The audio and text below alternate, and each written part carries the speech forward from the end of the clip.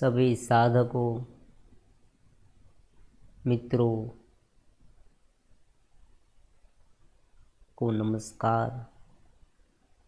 आज का हमारा ज्ञान साधना तो कुछ नहीं होगा, उस घेरे से ऊपर उठने के लिए ये अद्वैत वेदांत है, भगवद गीता है। भगवान पूरी तरह से शुरुआत में ही कह देते हैं असोच्यानम सोचस्त्वम, कि तुम जो सोचते हो वैसा है ही नहीं। देखो यहाँ से शुरू किया भगवान। तकलीफ होगी, मुश्किल ही होगी, जीवन में आएगी, ऐसी बात नहीं है। देखो यहाँ साधना में भी हम यही कहते हैं, ऐसी बात नहीं, आपकी मनोकामना पूर्ण हो सकती है, लेकिन उनकी एक प्रोसेस है। जो संचित कर्म हमने जमा कर लिए हैं, मान लीजिए कोई व्यक्ति ने बैंक में से बड़ी लोन ले ली 15 लाख की, तो जब तक 15 लाख की लोन भरपाई ना हो तब तक क्या होगा, इंस्टॉलमेंट चुकाना पड़ेगा। एक बार ये लोन भर जाए फिर धीरे धीरे बचत होनी शुरू होगी। तो हमारा कर्म हम सब जानते हैं। जो आज का हमारा मन है ना, आज की हमारी जो स्थिति है ना, वही ये प्रूफ करती है कि हमने क्या कर्म किया। अगर आप शांत रह पाते हैं, अगर आप आत्मा में लीन रह पाते हैं, निरंतर चैत्य स्थिति में रहते हैं, तो आप समझ लेना कि हमारा जो भूतकाल था वो भी सही था। क्योंकि जो भी कर्म उत्पन्न होते हैं, जो भी कर्म हम करते हैं परिस्थिति वशात, वो कर्म के आधार पर एक भावना उत्पन्न होती है। क्रोध की भावना, द्वेष की भावना, निंदा की भावना, ईर्ष्या की भावना, सेक्स की भावना, विषयों की भावना, वासना की भावना, तुम्हारे मन में ये सभी भावनाएं उत्पन्न होगी। और यही भावना तुम्हारे मन के भीतर कोई कोने में स्टोर होती जा रही है। कहाँ स्टोर होती जा रही है? इस शरीर में भी और शरीर से ऊपर भी। ये बात महत्वपूर्ण है, तब ही उनका हिसाब होगा। अगर केवल इस शरीर में ये भावना स्टोर होती ना, तो कोई व्यक्ति मर जाए तो उनका सब कर्म नाश। लेकिन ऐसा नहीं है। इस शरीर तुम्हें जो दिया गया है वो एक साधन है उसे क्लियर करने का। समझ रहे हो आप?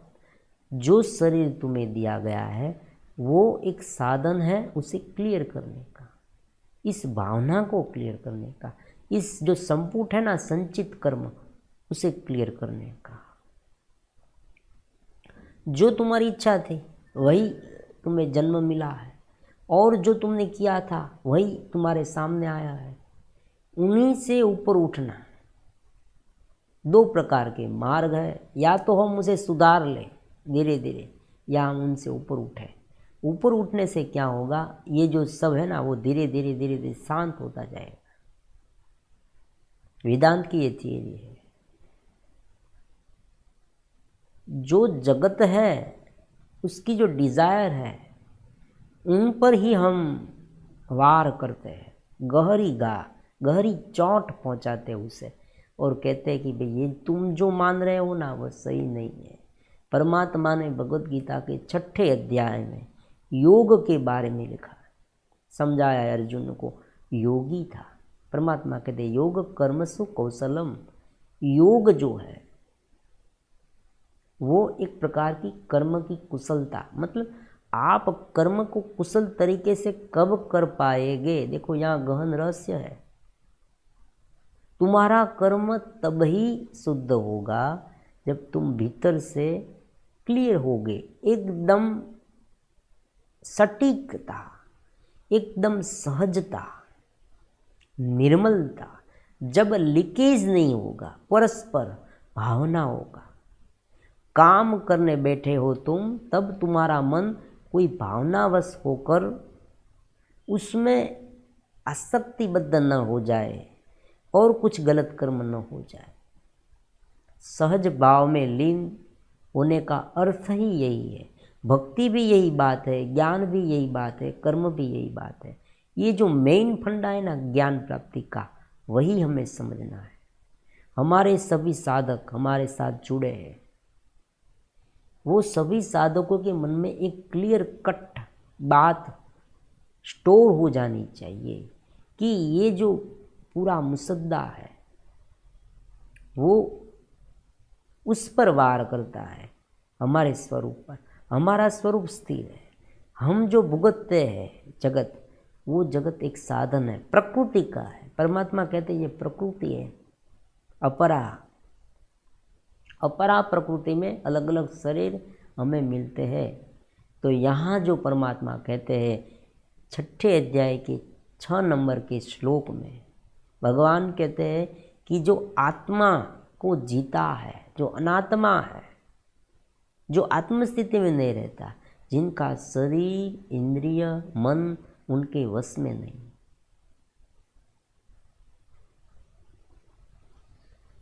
हमारा जन्म जब होता है ना, तब एक प्राकृतिक शरीर हमें दिया गया, मन दिया गया, बुद्धि दी गई, प्राकृतिक बात है। उनके अनुसार हम सब देखते रहते, भुगतते रहते, जो इच्छा आती है वो करते रहते। और उनमें भी इनपुट आप सब जानते हैं, उनके बारे में बार बार चर्चा करने का कोई अर्थ नहीं है। इनपुट कैसा है वो सब हम जानते हैं, बाहर से हमें जो मिल रहा है वो सब। अब अगर कोई व्यक्ति अंधेरे में रहे तो बहुत सारी ऐसी आदतों का शिकार बन जाएगा, जो आदत ही उसे मार दी। भगवान ये कहना चाहते, जो आदत है ना वो उसे मार देगी। तो जो व्यक्ति अपने देह इंद्रिय और शरीर को पूरी तरह से वश में कर पाएगा, वो अपना ही मित्र है।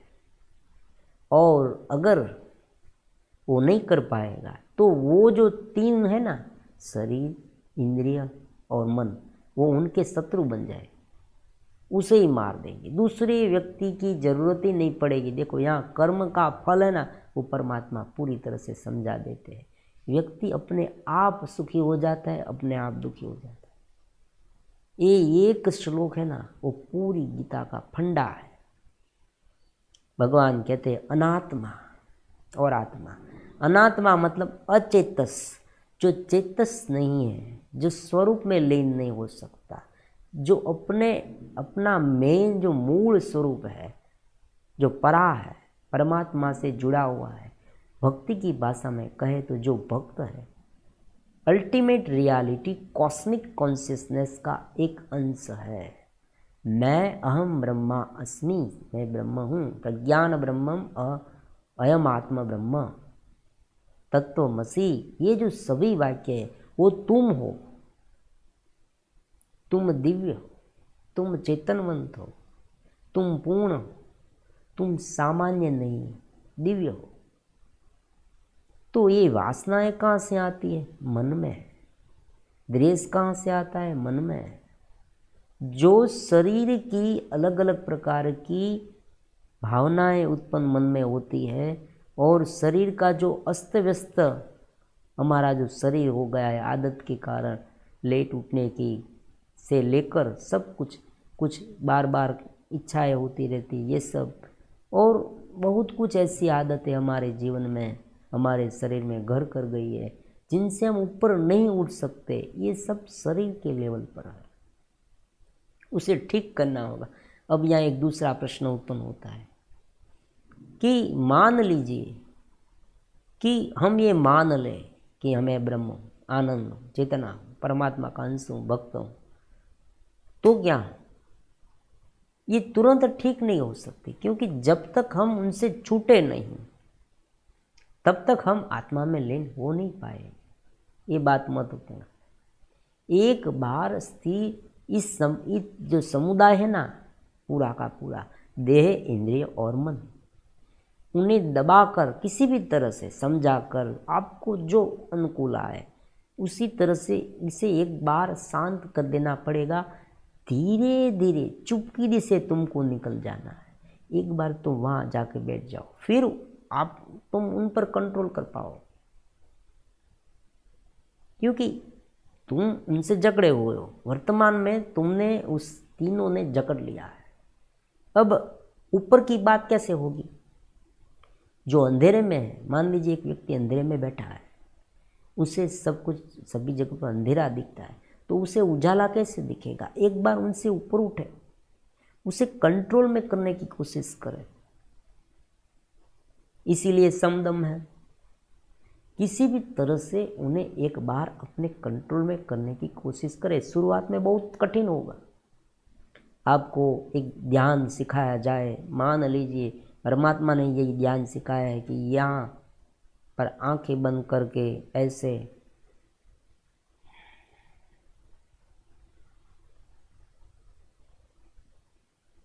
बैठकर ध्यान करें, मन को एकाग्र करने की कोशिश करें। मन जैसे जैसे मन चंचल है, यहाँ से वहाँ दुर्निग्रहम परमात्मा कहते हैं, उसे निग्रह करना बहुत मुश्किल है।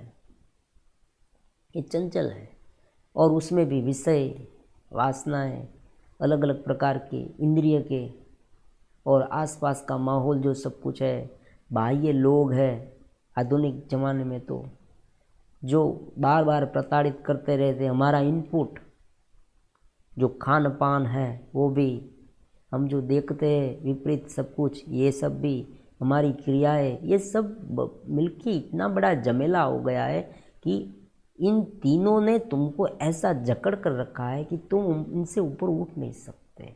ये बात महत्वपूर्ण है। तो शुरुआत में धीरे धीरे इनको जीतना पड़ेगा। परमात्मा ये कहते हैं एक बार तुम उसे जीत जाओ तो बाद में वो तुम्हारे मित्र बन जाएगी। कैसे, वो भी मैं आपको समझाता हूँ। देखो, जो काम हम करते हैं ना, उनके संस्कार हमारे भीतर स्टोर होते हैं। मन जो है ना, वो एक कर्टेन है। ये बात कहीं पर लिख ले। एक पर्दा, स्क्रीन। जब आप थिएटर में जाते हैं तब आप क्या करते हैं? देखते हैं, जो चलचित्र है, पिक्चर है, वो दिखता है। तो ये जो चलचित्र पूरा जो है वो एक पर्दे पर पड़ता है और आप उन्हें देखते हैं। फिर क्या होता है कि पर्दा जो है उसमें कुछ होता नहीं है, वो तो वैसा क्या वैसा ही रहता है। लेकिन ये केवल चलचित्र है, उनमें एक छाप उत्पन्न होती है। उसी तरह से सभी इंद्रिय की संवेदनाएं मन में स्टोर होती है। ये वैज्ञानिक बात है और विज्ञान ने भी साबित कर दिया है। क्योंकि व्यक्ति जब पैरालाइज्ड हो जाता है, कभी कभी कोई व्यक्ति, तो उन्हें पता ही नहीं चलता वो कहाँ है। और रात को अनुभव तो सभी को है। रात में हम सो जाते हैं निद्रा में, तब हम कुछ देखते नहीं, हमें पता ही नहीं चलता कि आसपास में कौन है, हम कहाँ सोए हैं, कितना समय बीत गया, ये सब हमें पता नहीं चलता। तो कुल मिला के बात ये है कि जो अब सब कुछ है ना, वो मन रूपी जो कर्टेन है उसमें उत्पन्न होता है। अब जो कुछ हम काम करते हैं उनके संस्कार उनमें स्टोर होते हैं। फिर वही संस्कार में से कार्य करने की इच्छा उत्पन्न होती है। इसीलिए हमारा जो जीवन है ना, वो तुरंत नहीं बदलता, सडनली। ये बात बहुत समझने योग्य है। मान लीजिए आज आपने ये सुना, आप पहली बार मेरे चैनल में आए ज्ञान प्राप्ति में, आपने सुना, आपने थोड़ा अच्छा लगा, फिर आपने ऐसा सोचा कि चलो कल से मैं ये शुरू कर दूँ। आप शुरू भी करेंगे, लेकिन तुरंत नहीं होगा। शुरुआत में मुश्किल होगी। क्यों? क्योंकि जो संस्कार का जमेला है ना, जहाँ पर हम हैं, खड़े हैं, वहाँ एक प्रकार का जमेला खड़ा हो गया। एक पूरा का पूरा वातावरण है, जैसे साइक्लोन है। साइक्लोन में सब कुछ होता है, बादल आता है, बरसात आती है, पवन, बहुत ही भारी मात्रा में पवन होता है। तो ये सब एक घेरे में है। उसी तरह से हमारा जो संस्कार है ना, वो और हम और इंद्रिय देह, ये सब एक घेरे में है। उसमें चेतना फंसी हुई, हम उसमें फंसे हुए, हम वो नहीं है। अब तत्काल उसमें बदलाव नहीं आएगा, धीरे धीरे आएगा। आप यहाँ बहुत भूल होती है। योग, कोई भी व्यक्ति योग करता है ना, उसके भूल ये होती है। जब आप कोई आसन, प्राणायाम, कोई भी योग की क्रिया है, मूल बंध, जालंधर बंध, उड्डयन बंध, कोई भी योग की क्रिया है, प्रास्तिका प्राणायाम है वो, या आप सांभवी मुद्रा है, कोई भी मुद्रा ले लें, तो ये सब आप करने लगे, इतना करने लगे, एक ही दिन में सब कुछ कर दो। 5 दिन में तो आपने बहुत एक्सरसाइज कर लिया, आपने तो, मैं तो बस पहुंच गया, अब मुझे कुछ करने की आवश्यकता है, मैं तो पहुंच ही गया। लेकिन क्या होगा, इनसे कोई बदलाव नहीं आएगा शरीर में, तुरंत शरीर रिएक्ट करने लगेगा, क्योंकि ये घड़तर नहीं है, मोल्डिंग नहीं है। मोल्डिंग धीरे धीरे होगा, ये समय लेता है। ये बात ही हमारे लिए बहुत ही डिफ़िकल्ट हो जाती है। बहुत बार साधक हो यहाँ ही अपना जो धीरज है ना, धैर्य, वो खो बैठते हैं और फिर साधना छोड़ देते हैं। और कभी कभी तो उसे लगता भी है कि मैं साधना ही नहीं कर पाऊँगा। तो यहाँ पर ये बात महत्वपूर्ण है कि धैर्य से आगे बढ़ना चाहिए। ये जो मित्र जो हमारे, हमें उन्हें मित्र बनाना है, वो मित्र हमारे बन जाएंगे। मित्र कैसे बनेंगे, मेन पॉइंट पर आएंगे। तो शुरुआत में जो आपको तकलीफ करते हैं ना, उनकी कोई अपनी टेंडेंसी नहीं है। देखो ये बहुत महत्वपूर्ण, इंद्रिय जो है वो गलत नहीं है, लेकिन एक बार हम उसमें पड़ गए तो धीरे धीरे करके वो इंद्रिय ऐसी हो गई है। फिर धीरे धीरे उसी इंद्रिय को जैसे जैसे हम संवारते जाएंगे, संस्कार बदलते जाएंगे भीतर के, एक बार आपको रोकना पड़ेगा। शुरुआत में एक बार आपको जो चक्र है ना, उसे उल्टा करना पड़ेगा, बहुत तकलीफ पड़ेगी। लेकिन जैसे जैसे आप करते जाएंगे ना, वो आपके मित्र होते जाएंगे, सानुकूल वातावरण उत्पन्न होता जाएगा। अनुकूलता उसे कहते हैं, आप में अनुकूलता उत्पन्न होगी, फिर आपका भीतर आपको प्रेरेगा। अब देखो यहाँ एक बड़ा मैजिक उत्पन्न होता है। भगवान के सभी श्लोक है ना, एक दूसरे के साथ मिले हुए हैं। यही श्लोक भगवान ये भी कहते हैं, मन एवं मनुष्याणाम, उपनिषद का श्लोक है, मन एवं मनुष्याणाम कारण बंध मोक्ष। तुम्हारा मन, तुम्हारा बंध और मोक्ष का कारण। यही बात परमात्मा ने यहाँ कही है कि जो आत्मा, जो अपने शरीर, देह, इंद्रिय को जीता, ये सब वो उनके मित्र बन जाएंगे, और अगर नहीं जीता तो उनके शत्रु बन जाएंगे। तो धीरे धीरे ये सब एक बार बदल जाए, पूरा का पूरा पानी जो है ना वो बदल जाए। एक टंकी में गंदा पानी, आप धीरे धीरे एक ओर से शुद्ध पानी डालें और दूसरी ओर से धीरे धीरे ये पानी निकालते जाए, तो एक समय ऐसा आएगा कि फिर शुद्ध पानी रहेगा। फिर जो इच्छा है, डिज़ायर ओपन होगी ना, वो शुद्ध होगी। ये बात है। तो हाँ, तो जो योग भ्रष्ट आत्मा का भगवान ने हमें प्रॉमिस दी है, योग भ्रष्ट आत्मा की, परमात्मा कहते हैं ये सब ज्ञान जो आपने पाया वो सब नष्ट नहीं होगा, फिर से तुम्हें अगले जन्म में काम आएगा। तो यहाँ पर ये काम करता है।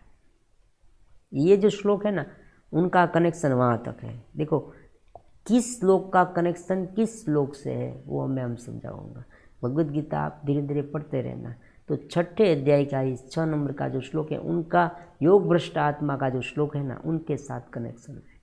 क्योंकि एक बार आपका जो पूरा समुदाय मतलब देह, इंद्रिय और शरीर, देह, इंद्रिय और मन, ये 3, अब ये 3 आपके वश में आ गए, मतलब आपके मित्र बन गए।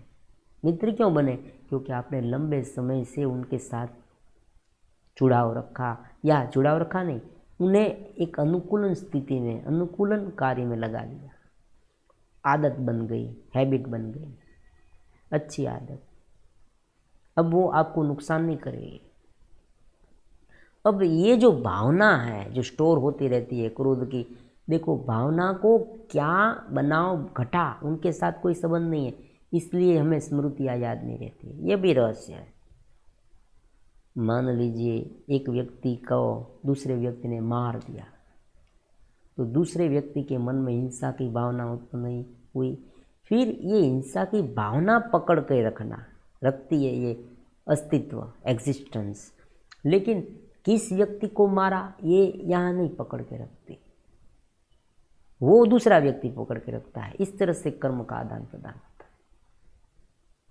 तब वो क्या होता है कि जब उसने ये भावना पकड़ के रखी अपने अस्तित्व ने कि मैंने उसे मारा, तो क्रोध, हिंसा आदि जो कुछ भी उनके मन में भाव उत्पन्न हुआ होगा, वो भाव मैनिफेस्ट होकर ऐसी घटना का क्रिएशन करेगा जो उनके सामने फिर से आएगी।